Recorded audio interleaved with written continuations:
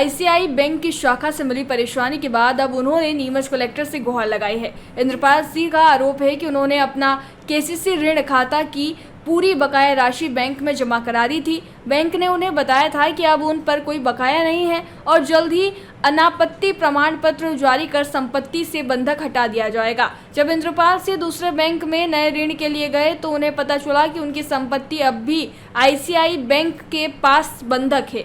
Bank द्वारा बंधक न हटाने और एनओसी जारी न करने से परेशान इंद्रपाल सिंह ने अब कलेक्टर से हस्तक्षेप करने और समस्या का समाधान कराने का आग्रह किया है। क्यों आए हैं यहाँ? सर मैंने 2019 में आईसीआईसीआई बैंक जो पेट्रोल पंप के पास से केसीसी कार्ड बनवाया था। केसीसी कार्ड बना था मेरा 13,80,000। ठीक है सर, मैंने 5 साल तक हर 6 महीने में 12 महीने में 2 किस्तें आती थी। एक आती थी 54,000 मतलब 2 किस्तें आती थी।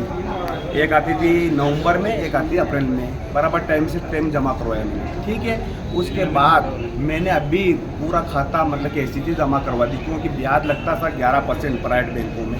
मैंने कहा प्रधानमंत्री जो अभी जो 5 लाख का लिमिट बना रहे हैं हमारे किसानों की, दूसरे बैंक से ले लें यहाँ पर। तो मैंने जमा कराने के बाद 19 मार्च को टोटल पैसे जमा करवा दिए। अब उनके बाद उन्होंने ये लेटर भी दे दिया, आपका खाता नील हो गया। ठीक है, मेरे को एनओसी चाहिए, मेरी भूमि है, इसको बंधक हटाना। तो उन्होंने मेरे से बोला कि क्लोजिंग चल रहा भैया, अभी 1 महीने के बाद आपको एनओसी दे देंगे। ठीक, मैं रुक गया। उसके बाद मैं 1 महीने के बाद गया, ये सूरज करके देखते हैं वहाँ पर केसीसी। ठीक है, मैंने कहा मेरे को आप ये दीजिए मेरे मतलब इसकी एनओसी। तो उन्होंने मेरे से कहा भैया एनओसी आपकी मिल जाएगी, आप साइन कर दो, आधार कार्ड ये एप्लीकेशन भेजता हूँ। ठीक है, मैं एप्लीकेशन के इंतजार में 15 दिन से रुका सर। 15 दिन के बाद जब फिर वापस गया मैं बैंक में, मैंने कहा मेरे एनओसी दे दो, मेरे को उसी बैंक से सब लेना है।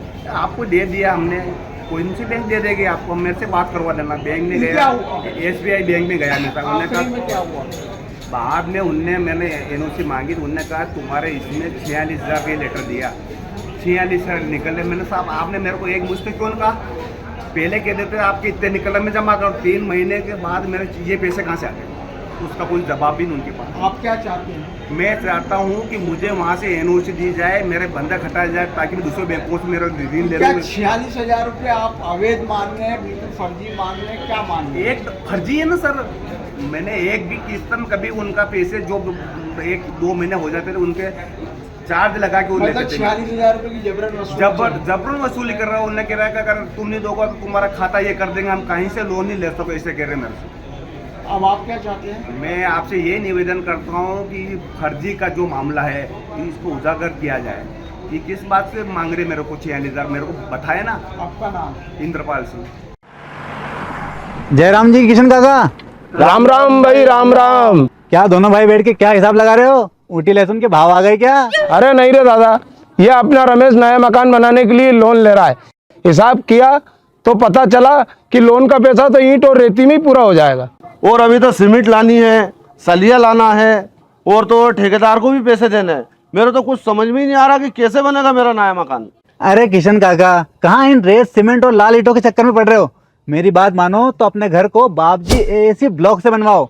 इसमें ना सीमेंट और रेत की जरूरत होती है, ना ही तराई करने की झंझट। और लाल ईंटों के मुकाबले आपका मकान काफी तेजी से बनकर तैयार हो जाएगा। इससे आपके पैसे तो बचेंगे ही, साथ ही मजबूती ऐसी कि सालों साल देखने की जरूरत नहीं।